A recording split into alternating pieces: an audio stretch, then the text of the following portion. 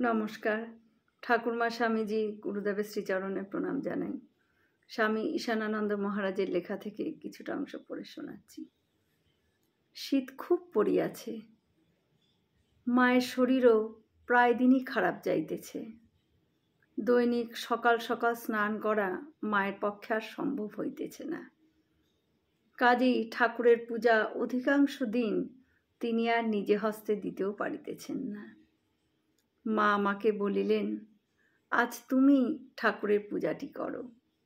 কয়েকদিন যাবৎ শ্রী শ্রী মায়ের কাছ হইতে পূজা শিখবার খুবই ইচ্ছা হইতেছিল আমার। মুখে কিছু বলিতে পারি নাই। আমি বলিলাম, মা গো, আমি তো পূজার কিছুই জানি না মা, পূজার মন্ত্রটুকুও জানি না। মা সাধারণভাবে সাদা সিধে পদ্ধতিতে সব শিখাইয়া দিলেন ও একটি মন্ত্র বলিয়া দিলেন। এটিতে নৈবেদ্য নিবেদন করে দিও, ফুল চন্দন কিভাবে হাতে লইয়া সেটা ঠাকুরের পায়ে দিতে হয় তাহাও দেখাইয়া দিলেন। সেই সময় আমরা পালা করিয়া পূজা করিতাম। আমি, হরি, কিশোরী মহারাজ ও নলিনী দিদি। রাত্রির শীতল ও এক প্রদীপ দেখাইয়া আরতি, বসিয়া বসিয়া ধূপদান, সকালে ঠাকুরের গা তোলা, ছোট রুমাল ভিজাইয়া ঠাকুরের মুখ মোছা, এইসব মা যেমন দেখাইয়া দিয়াছেন ঠিক সেইভাবেই আমরা করিতাম।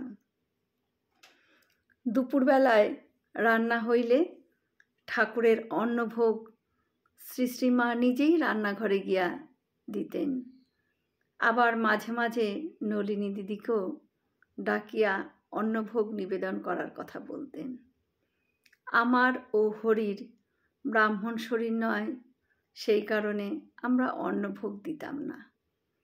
প্রথম দিন নলিনী দিদি ঠাকুরকে অন্নভোগ নিবেদন করিতে সাহস পান নাই। মা তাহাকে অন্নভোগ নিবেদন করিতে বিশেষভাবে বলায়।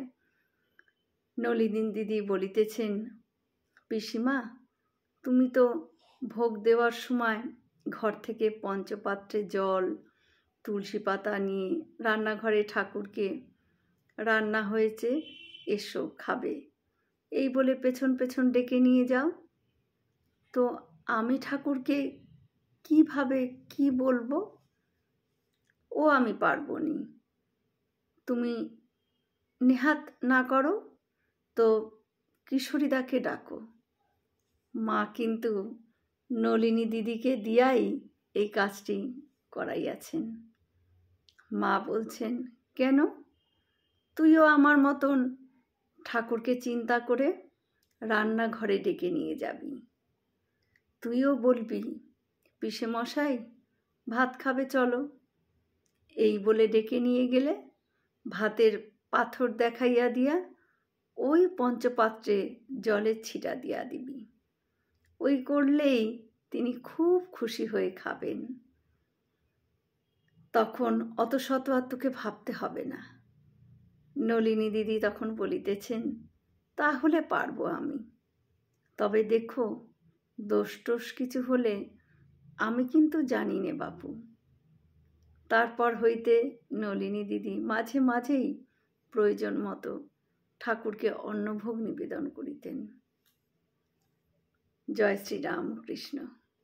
আমরা সকলে মিলে একসাথে বলি, জয় মহামাই কি জয়, জয় ভগবান শ্রী শ্রী রামকৃষ্ণদেব কি জয়, জয় স্বামীজি মহারাজজি কি জয়। হয়তো অনেক ভুলই হলো, ঠাকুর যেন আমায় ক্ষমা করে দেন। সকলে সুস্থ থাকবেন, ভালো থাকবেন। ঠাকুর মায়ের কৃপা দৃষ্টি সকলের ওপর বর্ষিত হোক। শুভরাত্রি।